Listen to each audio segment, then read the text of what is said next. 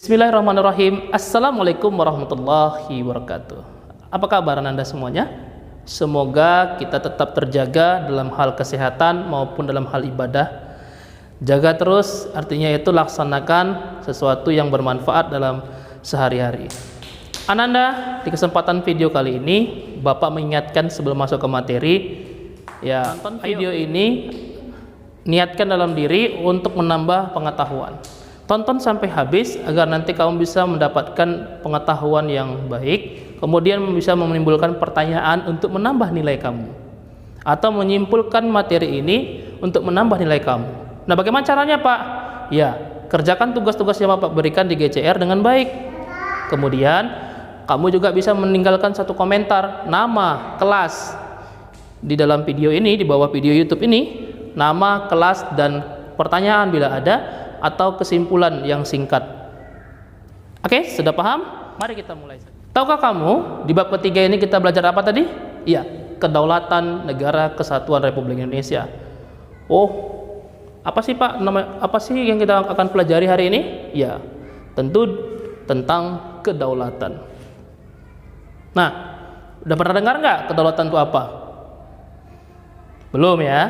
Nah, kedaulatan itu akan kita bahas di sini. Dengan subjudul kita bagian A, hakikat dan teori kedaulatan. Nah, karena ini dalam satu buku kamu itu materinya terlalu panjang, Bapak cut. Jadi yang tentang teori nanti ya di minggu depan. Sekarang kita akan bahas tentang hakikat. Berarti hakikat apa? Hakikat kedaulatan ya. Kamu bisa sambil nulis ya dalam buku kamu nanti.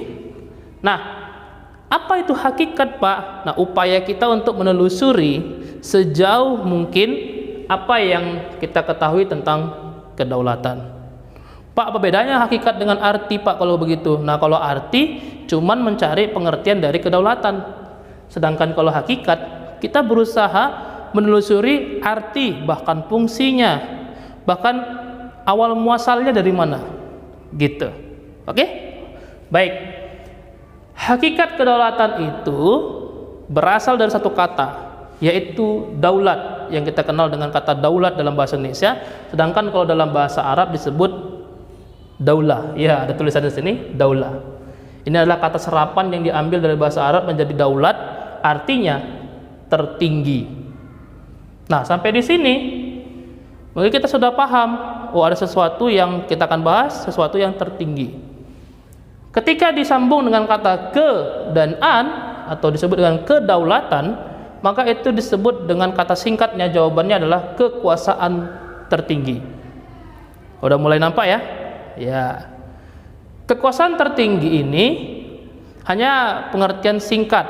Nah, tidak cukup sampai di situ. Kita harus tahu pengertian lebih lanjut. Baik Ananda, di sebelah kita lanjutkan. Ini kekuasaan tertinggi tadi tidak cukup kita ketahui sampai di situ saja. Kita harus tahu pengertiannya secara lebih luas. Ya. Contoh, di sini ada Jean Bodin. Dia ahli hukum Prancis pada masa itu. Dia ahli hukum, namanya ahli hukum itu dia mencari definisi yang tepat dalam suatu kata agar orang memahami lebih baik apa kata itu, makna dari kata itu. Jean Bodin inilah yang mendefinisikan pertama sekali. Jadi kalau ditanya siapa yang mendefinisikan kata kedaulatan pertama sekali, mengartikan, yaitu Jean Bodin, ahli hukum Prancis. Apa itu kedaulatan? Kekuasaan tertinggi dalam suatu negara untuk menentukan hukum. Jadi kekuasaan tertinggi dalam suatu negara itu nanti ada tujuannya adalah menentukan hukum di negeri itu. Ini kamu tulis ya. Nah, selanjutnya ahli-ahli lain muncul, termasuklah di Indonesia namanya Miriam Budiarjo. Miriam Budiarjo ini ahli hukum Indonesia.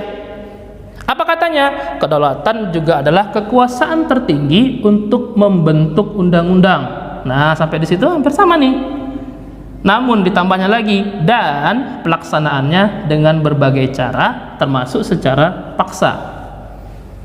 Nah, nanti ada yang memiliki kekuasaan tertinggi itu, mereka lah nanti yang akan membentuk sebuah undang-undang, atau kita sebut aturan, atau kita sebut hukum, yang dilaksanakan dengan berbagai cara, dengan cara-cara yang banyak, bahkan dengan cara yang paksa. Kamu udah pelajar kelas 7, hukum itu memiliki sifat yaitu memaksa, ya, memaksa untuk mengatur masyarakat, bukan memaksa untuk menjolimi masyarakat, ya. Pahami dengan baik. Sampai di sini kamu ketahui, inilah dua definisi yang terkenal yang harus kamu tulis, harus kamu catat dengan baik. Kita lanjut geser ke sebelah. Di sini kita lanjut yang kedua. Tadi sudah tahu definisi dari kedaulatan menurut dua ahli hukum. Sekarang kita ketahui kedaulatan itu terbagi dua, kedaulatan ke dalam dan kedaulatan keluar. Dalam dan keluar. Oke. Kalau disebut kedaulatan dalam, kewenangan negara untuk memonopoli suatu wilayah dengan tanpa tandingan. Pelan-pelan ya nak, dibatasi oleh hukum yang berlaku. Bagaimana maksudnya Pak? Negara itu punya kewenangan, ya, punya kekuasaan untuk memonopoli. Monopoli itu menguasai secara penuh suatu wilayah yang dia pegang. Ya, kalau dia presiden satu Indonesia, kalau dia gubernur satu provinsi, ya, paham ya? Kalau provinsi kita gubernurnya Pak Edi Ramayadi, berarti dia memegang Sumatera Utara. Nah, tanpa tandingan, ya iya, karena dia adalah pemimpinnya satu-satunya untuk satu wilayah. Tidak boleh nanti dari pemimpin gubernur lain mengganggu dia, tidak boleh. Itu masing-masing punya wilayahnya masing-masing. Berarti monopoli itu menguasai secara penuh wilayah yang dia pegang atau jabat, ya. Namun, walaupun dia punya kewenangan memonopoli itu tanpa tandingan, gangguan daripada yang lain, dia dibatasi oleh hukum yang berlaku. Dia tidak boleh sewenang-wenang. Ada hukum yang mengatur dia untuk melaksanakan suatu kebijakan, oke? Dan tidak boleh melanggar ataupun membuat masyarakat menjadi terzolimi. Paham ya? Pelan-pelan ya nak. Nah, kewenangan itu harus diutamakan untuk melaksanakan tujuan negara. Nah, tujuan negara kita itu ada 3: melindungi segenap bangsa Indonesia. Tujuan yang kedua adalah memajukan kesejahteraan umum. Maka negara kita, siapapun yang memangku negara kita, yaitu pemerintah. Pemerintah siapa Pak? Terdiri dari 3 unsur.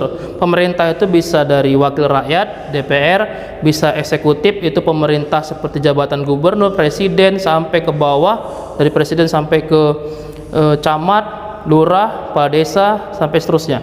Nah, siapa satu lagi Pak? Yaitu yudikatif, mereka yang berada di pengadilan, berada di MK, MA, KY, nanti kita pelajari ya pelan-pelan. Nah, mereka harus mensejahterakan kita.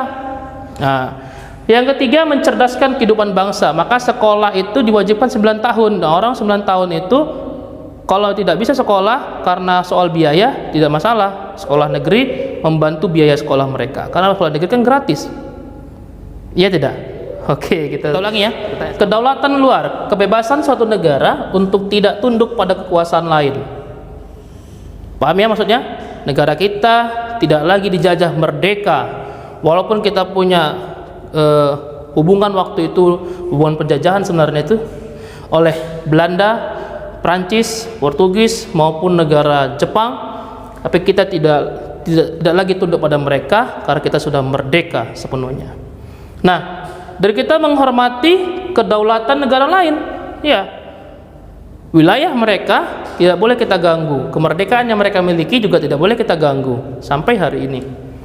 Nah, namun kita bisa melakukan kerjasama, kerjasama dengan berbagai negara.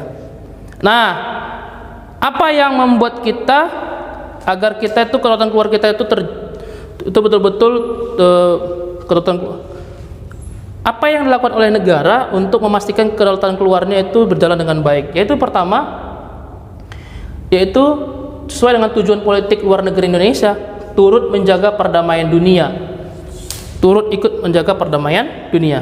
Kamu tahu kan ada tentara yang diikut sertakan menjadi tentara perdamaian dunia, United States. Oh, bukan United States, United Nation ya, UN ya. Kalau judulnya itu UN. Mereka pergi ke negara-negara yang membutuhkan bantuan ya, seperti itu. Nah, demikianlah materi kita hari ini, semoga bermanfaat. Assalamualaikum warahmatullahi wabarakatuh.